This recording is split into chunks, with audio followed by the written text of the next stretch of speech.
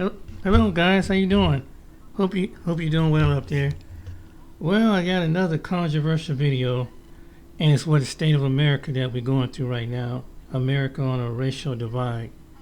It really is, and it's some very certain points in this video. And shout out to the content creators for creating this video. AI can replace you, your background, and you can make any style of content you want, even cartoons in it. Imagine waking up one day to find that your name, your home, your family, everything that defined who you are has been taken from you. This was the reality for millions of black people during European colonization and the transatlantic slave trade. Entire communities were uprooted, cultures suppressed, and identities erased, leaving scars that span generations. Families were torn apart, lands confiscated, and a people who once thrived on their own soil were forced into lives of unimaginable hardship and control. But this story is not just about the past, it echoes through time, shaping the very structures of society we see today. From neighborhoods segregated by law to the economic and educational barriers that still persist, the impact of this history continues to ripple across generations. The struggle is real, the pain is inherited, and the resilience is undeniable. In this video, we will uncover the untold truths of how systemic forces intentionally disrupted black communities. From historical injustices to modern-day inequities, we will explore stories of survival, resistance, and the ongoing fight for justice and equality.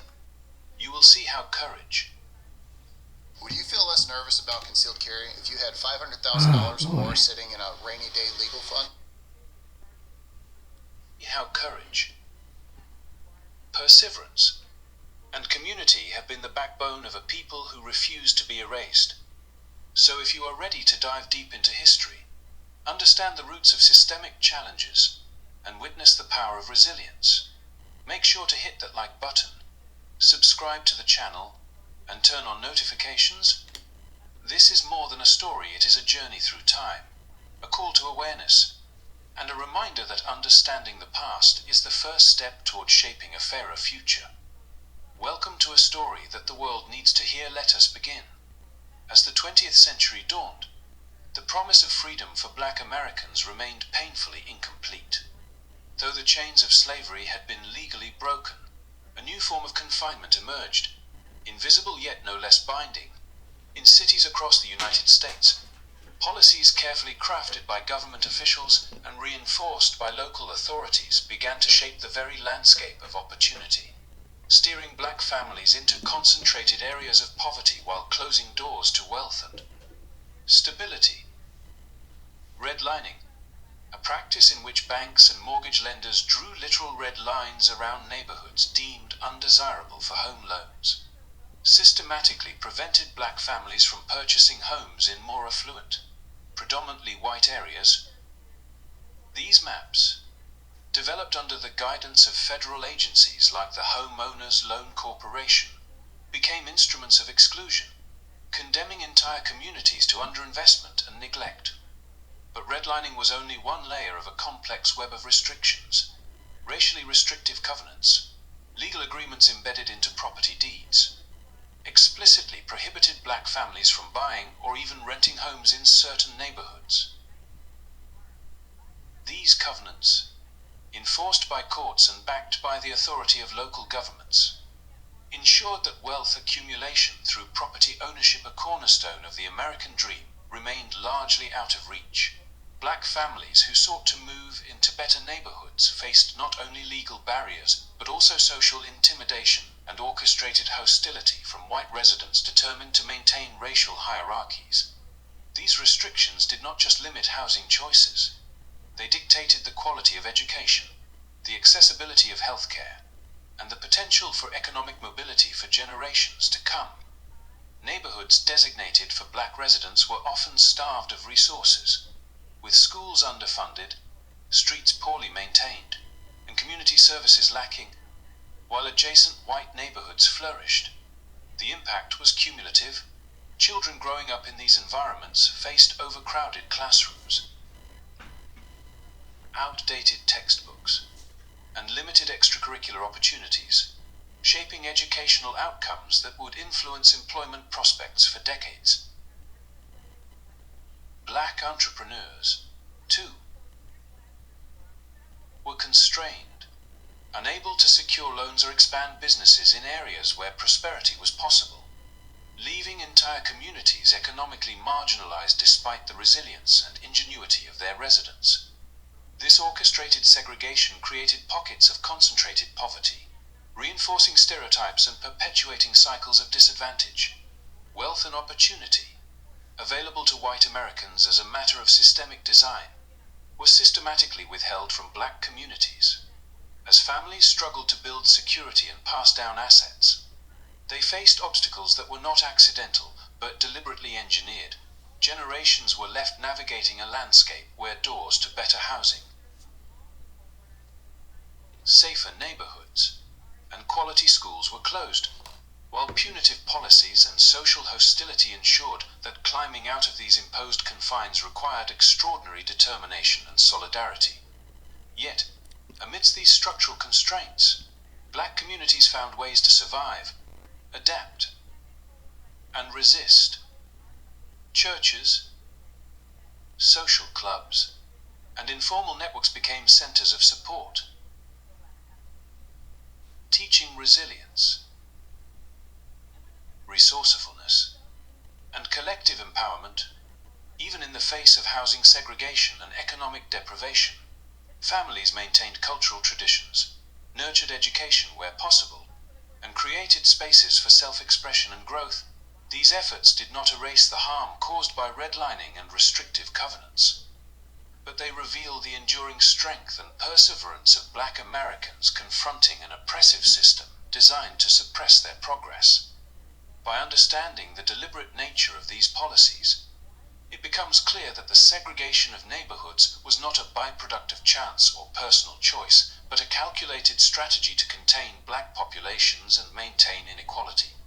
The legacy of these practices endures today, visible in the disparities of wealth, health, and opportunity that persist across communities.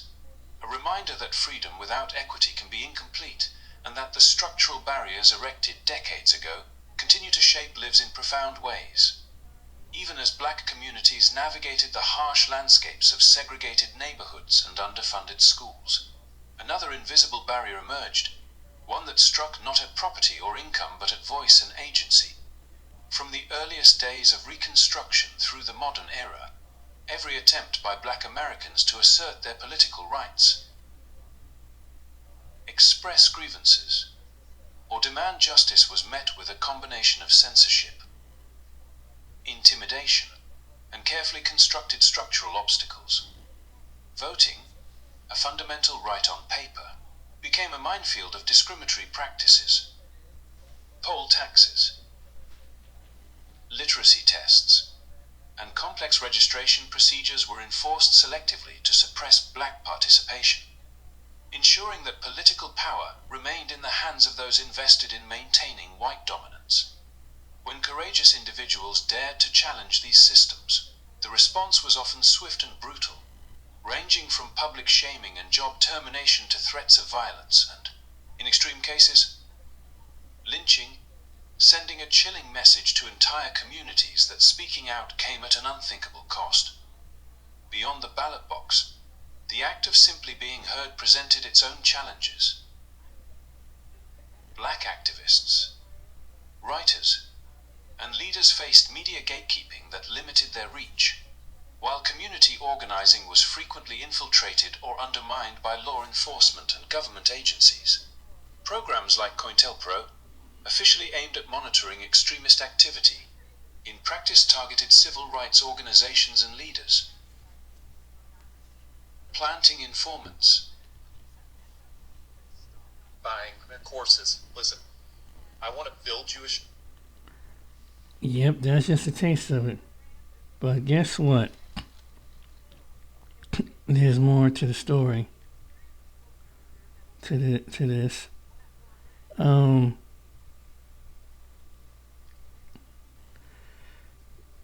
Let's hear this story about what this person got to say.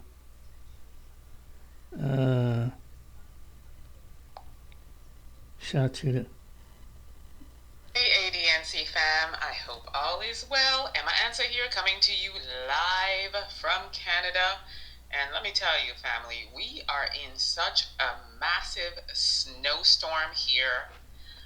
We are expecting 40 centimeters of snow, and the snow is just not letting up. On top of that, it is so cold, it's freezing. They've already reported He put the man whom he had on the river. Person, but he's lying on God and he's lying on the scriptures. So that's what we're going to get into. So let us just listen to this conversation, and then we will talk about it further. So take a listen. Black person into your church for a church service. An Asian person, Indian person. Why is that? Why would you not let them into the church? Because that was the breaking the covenant. It doesn't mean that I hate those people. I don't hate you. I don't hate this man here. I have no reason to hate him. Do you have any black friends? No, I'm friendly to black people. But You don't have any black friends? I don't have black friends. Well, the Greek word for God's love, there's like 500 Greek words for love, but the Greek word for God's love is agape, and it means unconditional love. So if you go off of unconditional love, and Chris Kim, who's Cambodian, says, hey, can I come to your church service? And you say no, then you would be treating him conditionally and partially, right? See, you're changing that meaning. I believe they're referring to Israel. God came covenant to Israel. You're trying to you have this idea that you have to interject other races into every statement Jesus made. So you think that you're of greater moral value than black people and Asian people and Indian people? I think the covenant people do have more value, yes. We as a people, God had made a covenant with them.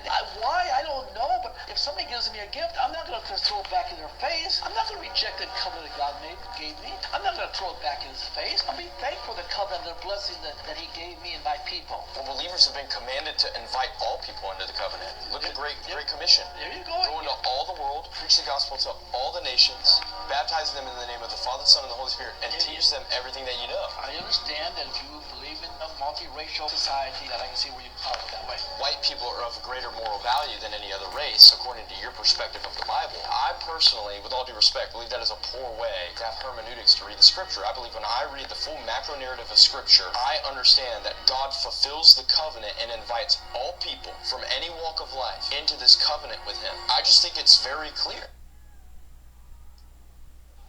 $500,000 trying to get into Bitcoin mining right after getting engaged to my wife. You got some people still feel like that. But guess what about men like that? They talk all this mess, but when the day they go on their deathbed, I want them to have that same energy and tell Jesus that in his face. I hope when God snatches their soul out their body, I want them to say that thoughtfully to Jesus and say, we want to live in a separate race. I want to go to the separate white race on the other side. And I wonder what kind of answer he would have for them. Because that's it. But I have a good idea where he's going to go if he don't repent from that. He's going to be like all the other ones that came before him. And they're not in heaven. They're in the so-called world that everything they meditate on, that's going to be their torment. What they thought about other people. You think the Most High God is going to let you come into heaven with that kind of mindset? If you really think that, you got to be the biggest fool, whatever. And not only that, you don't even have, and it's sad that a man that age don't even have common sense enough to see that. But he's blinded by what the enemy put over his head. That God don't want the races to mix and all that stuff like that. In his form of Jesus. Not the Jesus that go out like the young man said. His form of Jesus. And you know what his form of Jesus was? It's probably that guy they put on the Caesar Borgia. That's the emulation. He don't want to see in the one in the book of Revelation. Because that's the one that's coming. And he's going to be shocked at what he looked like. Everybody's going to be shocked at what he looked like. When he come out come from out the invisible into the dimension when that time comes, and with his holy angels. I want them seeing them same clan person. I wonder what they're gonna think, and people like him. And so you had all this smoke, and Jesus gonna have you all that time, and you tell that to Jesus, well, I'm friendly to black people. I just don't think that they're equal. Because technically, in a way, you are, because you talk.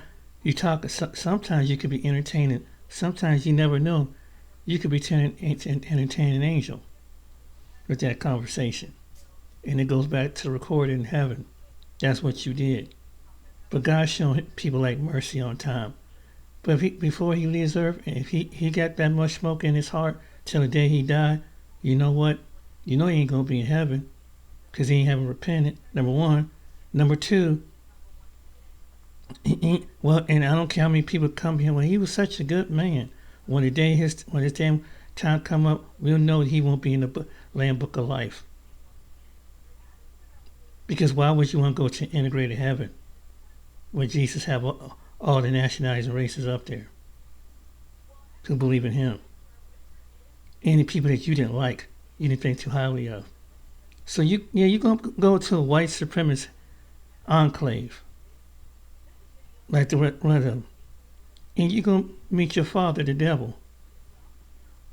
And the demon's going to constantly remind you how much hatred you have. And I pray that Jesus, when he do snatch and put him down there, that he show him a film of what the Klan did to all the people that that he taught. That'd be and for eternity, that's what he has to look at. So he's setting himself up for eternity. Anyway, this is something. Check this out. You got done watching this video. Now they're trying to reverse it. Gold represents the spirit of prosperity and security. Its universal global demand, superior returns, and non-correlation with the stock market make gold an essential asset for any modern investor. However, just like, I wish I could just like reach through the screen and just say, shut the fuck up. You're not cool. You're not an ambassador of the black community. Bro, why are you talking crazy though, yo? I don't know. Why are you talking crazy? I don't know. I'm gonna keep it respectful though. I'm gonna keep it respectful. Nobody cares. I don't know. Shut your bitch ass up.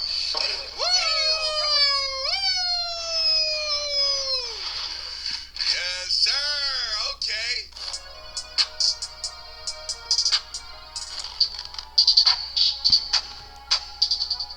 I got called out for being a black supremacist. Video by Antonio Talks, man. They say coming for that boy Antonio, man.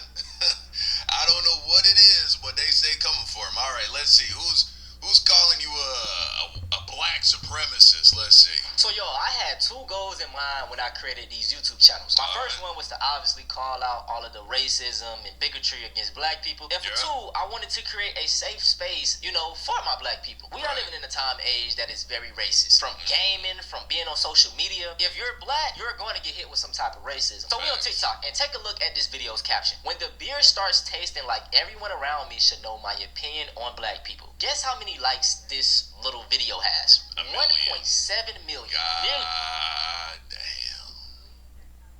1.7 million likes, not views, likes.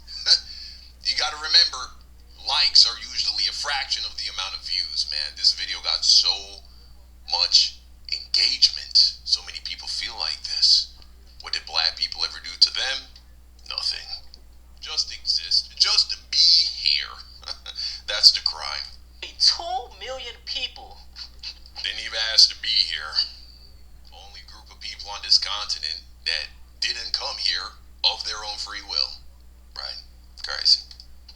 Openly don't like black people. Now on my phone I can see the shares. It has over 800,000 shares, bro. As black people, I try to tell y'all to stay on code, because even your white friend, who's to say they didn't like this video and share it? They may think. But then if you say Togi a racist, you're tripping. That's the crazy part. Y'all have been so raccoonified, man. Y'all have been beaten into submission, thinking that everything is cool. It's a joke.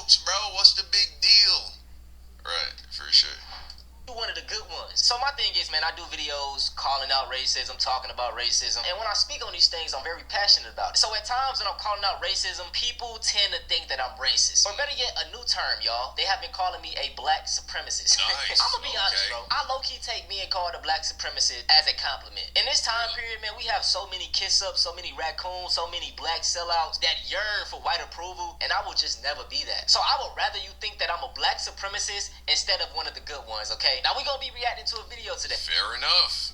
Fair enough. The video title is Black Supremacy is Worse Than Ever. Wow. Divine Monkey Podcast number 5. That is a very weird name. I don't know if he's trying to be racist, but 17 views, not many people watched it. Let's watch Wait. Nigga, what? You reacted to a video with 17 views? Tonio. I mean, how many views? Nigga. Oh, God. Bro, imagine making a video talking shit about somebody and you get 17 views and then that dude reacts to you and he got 100,000 views off of that shit, bro. Goddamn. Shit. Title is Black Supremacy is Worse Than Ever. Divine Monkey Podcast number 5. That is a very weird name. I don't know if he's trying to be racist, but 17 views, not many people watched it. Let's watch the video. What is up, YouTube? So today I really wanted to have some fun. Merry Christmas, by the way. I had a great Christmas. How old is this person? He looks like 15 years old, really, but he could probably be like 18, 19. I'm not gonna lie, is it me or do he kind of look mixed? Maybe it's just a light. Oh, for sure. Yeah, this is not a white man. We know that for a fact. This is not a white man. Because what is the greatest type of celebrations to be talking about on Boxing Day? Racism. We're looking at a racist today. His name is Antonio Speaks or Talks. I don't remember, whatever the fuck it is. I'm giving him a free endorsement right now. So you're welcome, Antonio. Thanks, by the way, bro. I really appreciate the shout out. Okay. He's been Antonio, he putting you on, gang. Yeah. Showing love. A racist grifter. And he made a debunk video and called the dude who called him racist because he was calling a black person racist. No, in the video, what he's talking about is, I'll put it on the screen, but the dude in the video was talking about me cherry picking. When all I did was show all of the mass shooters that happened in September, he said I was just picking out white people when that is exactly what black fatigue videos are. You just point out black crime. So I was doing the same thing, but for white people. So like I said, they hate when you get the same energy back. I'm on that type of time. You know what I'm saying? Love MLK, but we on Malcolm X time, okay? That's me. Sorry. And of course he is a liberal. Not a liberal. I would say I'm like left leaning with shit, but also I support the Second Amendment, right? All my brothers stay strapped. I mean, the Black Panther Party, they were leftist, so I'll just allow it more of them. Not a liberal. Identity politics focus, doesn't care about unity or unity. People together. He cares about black. Unity. We have to stop with this fake false. Right. I'm gonna build you an e-commerce store completely free, preloaded with 20 hand-picked products. You see how stuff like this passed down from generation to generation? This video is a prime example of it. Before I go on, that this is the reason why. And this young man really don't understand the whole concept of black supremacy. Black supremacy was telling pretty much like you would do in the first video, when you control all avenues of life. Black people have never controlled all avenues of life. Why would he say black supremacy? Black people never told white people you can't come into this neighborhood. Black people never told that you had banks that, we got denying you. Black people, there's never been a black officer that never stereotype and pull black people out of a car to harass them. If they did, they would be off the job quicker than mayonnaise on a sandwich. Black people have never stopped white people from voting. To me, that's defined when someone defining you supremacy. You govern all avenues of life. Which education to live, what place to be. But that's just that, this is something that this young man need to really do the whole research before you say that. Now, if you've heard... We have to stop with this fake false thing. Yeah, everybody should be together. But bruh, if that's gonna happen, white people gotta be accountable. Let me bring up hypocrisy right fast. White people, they love talking about ancient Greece, ancient Rome. They accomplished all these things. But when you go back just a few years ago to when, slavery... But the reality is the grand majority of people who identify as being white have no historical connection to these empires, to the Roman Empire, to the Greek Empire. Like the people that they fetishize and think, oh, these men and these women, they were so great and noble. Well, first and foremost, if you actually look into the culture of these empires, they were doing a lot of real fucked up, nasty pedophile shit. Which, I mean, when you take a look at who's running the government today in America, I guess not much has changed. But beyond that, these people don't have any real tie to it. You know what I'm saying? They think they can claim everything European or European adjacent just because they're white. No. If you're Irish, your people just go back to Ireland. And when you study the history of the Irish, it ain't got nothing to do with the Romans. You feel me? But, okay. Or even Jim Crow, all that type of stuff. They never want to take accountability for that. Oh, it wasn't us. It wasn't our people, but y'all want to take credit for Rome and Greece? Have the same energy. You know what I'm saying? They love screaming accountability, but America has never been accountable. Where are reparations? If you're going to be accountable and we can move past what happened, okay, help us out. Like Malcolm X said, you stab somebody in the back and you pull it out a few inches. That isn't, you know what I'm saying? That isn't helping. You have to sew up the wound. You have to repair the wound. And the step of us doing that is reparations. If you feel like black people gonna blow that money, it is what it is. At least you can say you did it. Did y'all know that these motherfuckers paid slave owners? They gave the slave owners reparations, y'all. Because yeah, we sorry for making you give up black people their rights. We're gonna pay you, but you didn't. Hey, bruh. Hey, he don't wanna get into it, dog. That's all he cares about. He says, "Oh, I don't hate the white people," but literally everything he has to say about white people is negative. Every white person who says it's not bad to be white, he calls them racist. Like the most infuriating person I've ever seen on the internet. Let's go back up what this video says. You're always on the go. Wouldn't it be nice if your office went with you? I'm always in there either messaging. Let me say this clearly, because people love to pretend this isn't real. Black people are the most hated group in America. Somebody right now is racing to their keyboard, ready to hit me with the "y'all are always playing victim" type of tape. I can feel you through the screen, little bro. Chill out. Because y'all gotta remember, hatred isn't just slurs or violence. It's narratives, blame, and how a country talks about you when you're not in the room. And in America, no group gets blamed, scrutinized, generalized, and villainized more consistently than black people. Gotta be honest, right? Every major issue in America somehow gets traced back to us. Whether it's crime, poverty, division, or the country falling apart, somehow it's always us. Why do you think black people are 13% of the population, commit 50% of the crime, but only contribute 5% to the GDP? Black fatigue. It's all over my FYP page. Thank you. I am so happy that this is being brought up. And oh, by the way, for us white people that have been around the block a long time, this isn't new to us. We've been dealing with this for over 40 years. A white woman who was purchasing something inside makes the claim that a young black child sexually assaulted her. That's right, her son grabbed my... Surveillance video obtained by Pix11 from inside the Sahara Deli appears to vindicate the young boy, clearly showing him walking by, rushing out to leave with his family. And the crazy part is, we've never oppressed anyone. People will bring up the African kingdom when they hear me say that, but it didn't create a world system where Africans dominated continents, extracted wealth worldwide, or enforced racial hierarchy. We don't have a history of colonizing countries. We didn't build empires off of genocide. We didn't steal land across the globe. And we definitely didn't enslave entire races of people. White America constantly shifts the narrative away from its own history and places it on us. Instead of dealing with colonialism, slavery, genocide, exploitation, etc., the focus always becomes black crime, black culture, black behavior, black attitudes. Because if the country actually sat with the full history of white supremacy, not the brainwashed version that they try to feed you, not just in America but globally, the whole system of white superiority would completely collapse. So instead, black people get turned into the scapegoat. If they they can successfully convince everybody that we're the biggest threat to society, then they don't have to question who built the system in the first place. So let's talk about history for one quick second, right? We all know slavery was horrific, and honestly, me saying that is an understatement. It wasn't just forced labor.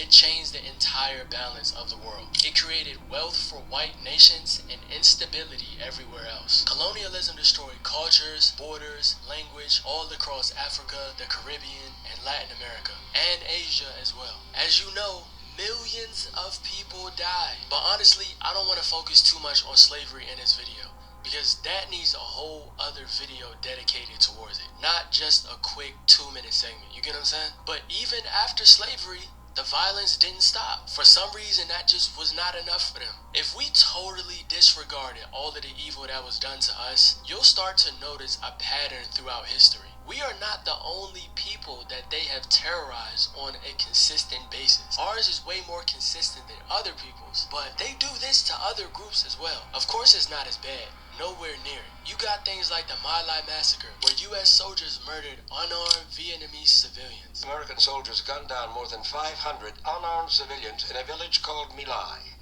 The dead were women, old men, children. 170 people were marched down in there. Women, old men, babies. GI stood up on the side with their weapons on full automatic and machine gun fire. There were no weapons captured. There were no draft age males killed. They were civilians. Nuclear testing on Bikini and Etobicoke atolls, where indigenous people were displaced and poisoned for years. They literally tested nukes at their homes, bro. That's crazy. And after their homes were used for nuclear testing, they saw higher cancer rates, abnormal birth defects like extra fingers, extra toes, big heads, clear skin that you could see all of their organs through, and a lot of other horrific side effects that a lot of people don't want to talk about. Some babies were born without limbs. There was an instant where there was a baby with no arms or legs and no head. The skin was transparent and they could see all the organs beneath the skin. This baby was born with white hair and no ears and no genitals. You also have coups, invasions, and destabilization across the globe. Listen, I know a lot of y'all racist hate us, right? But y'all literally went into Venezuela and kidnapped their president. Y'all just said forget sovereignty, huh? That's not even a thing no more, right? That's crazy. I want you to sit back and think about that for 1 second. What if another country invaded the US and kidnapped our president? All feelings aside about how you may feel about him and his policies, right? Most of us here don't even see that as a possibility. So imagine if it became a reality. If something like that was even attempted, it would be an all-out war. And you know I'm telling the truth. Like, that's not crazy to y'all that y'all just went into another, and captured a president? Bro, that's wild. But when y'all do it, it's okay, right? That's real power abuse. But somehow black people are framed as the danger? That don't make sense. Now let's talk about violence, because people love to bring this up. Every time there's a crime involving a black person, it becomes a reflection of all of us. It doesn't matter what it is. It could be something petty or it could be something major. But when violence comes from somebody in the white community, it's a lone wolf, mental health, an isolated incident, right? It's different then. A. Adam Lanza shot and killed 20 first graders and 6 educators.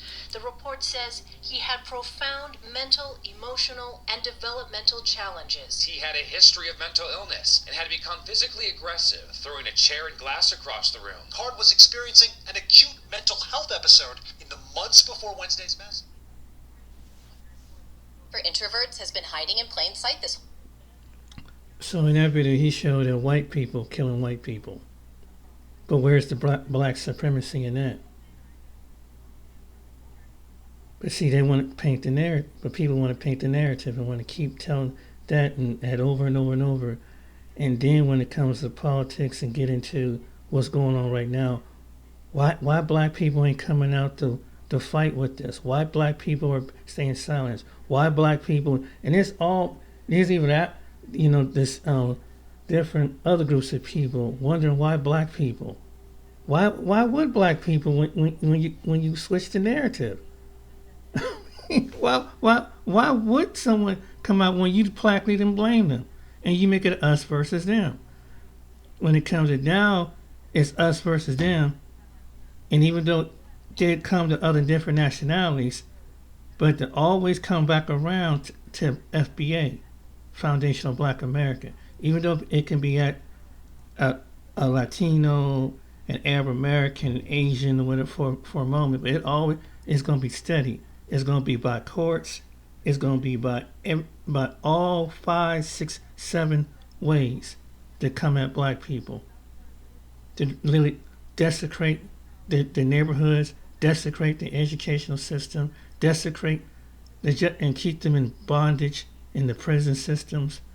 For some that could commit to little to no crime, you have some that didn't commit the crime, was in there for 20, 30, 40, 50 years over someone told a lie. And they did that purposely so these men will never have a family and be able to be a father again. So they take their way to do that. Show me that's white supremacy. Do black people ever put white people in prison that long? No. Did they write the system? No. Did they make the banking system, the credit system? No. So where is the black supremacy? Because that's supremacy. That's real supremacy. When you control the banks, you control the education, you control the land, you control the agriculture, you control the systems, and then police the people. And don't want making what's right. And then have a history and still to this day even compensate people who've been, because these DI recompensate the white people who was discriminated against. So, but you know what? That's cool. Because this has happened before. But people who have this mindset, white people up under judgment anyway. Ain't no sense of getting mad. Ain't no sense of we told what's happening. And now when justice come, because one thing, what Willie D said earlier, there are rich white people who don't give a damn about poor white people. And he said, why would, his question, I said, and I want to say Willie D, is because America trained the mind for us to see color. And some people will vote it. They was having this, how can you vote for somebody in Appalachian, West Virginia, and you see they take away, that's all right, he's doing a good job though. All long as the complexion is, that's how deep it is. That even not based on his character of what he done to hurt them. Because there's poor white people suffering just like any other people, Latinos and blacks, and in certain areas or whatever. But it's really hitting poor white middle class America the most. And now you see turn against each other. But it's the rich that don't care. And they the one that paint the system. But that's why I said this country is embedded in seeing everything as a color. Because it's us versus them, us versus them. It's like that. Everybody don't believe in being equally and sharing. There may be a small percentage of people, but not everybody believe in being equality and sharing, because it's like, no, there's got to be a totem pole effect. We got to remain on top. Everybody got to remain on the bottom. Then we convince the other people, you want to be like us up on the top. And if you can degrade the other ones at the bottom, then and give our talking points when it comes to whether political, social, whatever, and degrade, hey, as long as it ain't us, they can put down the foundation of black Americans. But when all this pop off, when Foundation of Black America knows the history and everything in this country, where is their energy? Where is their fire? Where is their salt of the earth? They said, stand down. No, you said that you didn't need them. You said that they were savages. The system says that they're incompetent of crime. I want to get away from those people. Isn't that what Scott Campbell said? Isn't that what Charlie Kirk said? And you see what happened to them. A disease took out, it wasn't black people that took out neither one of those men. It was their own words.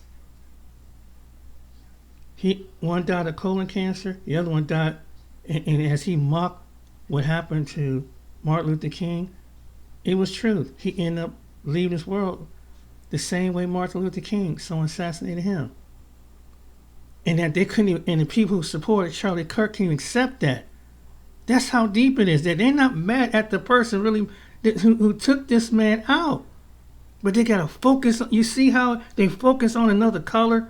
It's gotta be a conspiracy. It's gotta be those people over there. And they couldn't. That's why I said we are blinded. They are blinded with ignorance. And they were white people that were mocking Charlie Kirk. Black people wasn't mocking Charlie Kirk when he passed, despite all the things he said about us. Black people were not mocking Charlie Kirk's death, but yet they showed up on the campuses. They sent idle threats. Black people still stood down. It was a white guy that took him out. Not only was the white guy that took him out, he was a white guy from Utah that was in the same political party. Seemed like a straight white male. So he blended right in. Took him right out. Where were we in it? And just like the young man said, that's very, very true. They don't want to take accountability. Where all the smoke for him? Since you put him as an idol, they gave him a holiday, they gave him a street name and everything.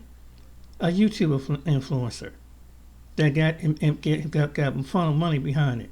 But yet it was no other race that took out Charlie Kirk but the race that's within themselves. And there's white people that can't accept that reality because America has done always what she did before. Let's blame another race, another ethnic group of people. You tell me it's not pushed. This is why we point out. Didn't they say that black people are black supremacists? Black people talking about having them. Why? That's being segregated. You already did it. And let me state this. There are more things that white people invented in the last 20, 30 years that no one can take hold of. You got your things, your activities. Why do these people that I see on social media and these racist people got all this energy when they have everything around them in towns and states throughout America to worry about another ethnic group of people? They got activities that make them happy. Why you worry about the people? And if they happen to be there, they're not going to harm you. If there's 1, 2 Hispanics or blacks, they're not harming you.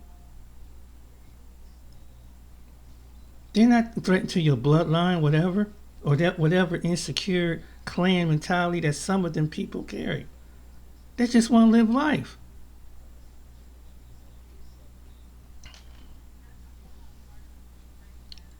But the young man pointed all this out. It's the truth, and it's the history, and they want to bring back that history. But don't they know, as Donald Trump trying to bring back the history, America's going to be judged because of our bondage, because of denial. You don't want to do the right thing. Reparation, you don't want to make it right with the blacks. So guess, like with one of the groups of people. So guess what? Some of the people gonna reap what we sow over time. Like I said, since 2019, you got another 200 and something years to go, generational wise. You gonna feel what and the people who are racist, they're really gonna feel it. They're really gonna feel the racism. Why this not feel? They're gonna cry. And it's time for you to get the whipping now. It's time you get the bull whoop to the back. A poverty, boom, injustice, pow. And it's gonna affect your generation. And the ones that like that Klan dude, it's gonna affect the generation of him. He don't know he's under judgment. Our God of our white race, for the white people. Okay. He just shows you. But who is taking each other out in those areas? Not the Hispanics, not the Native Americans, not the blacks. You're trying to define evil within another race. but you don't see the evil within the race that someone can be among you with the same with the sickness of evil. Who's delusional? Who's not in reality land?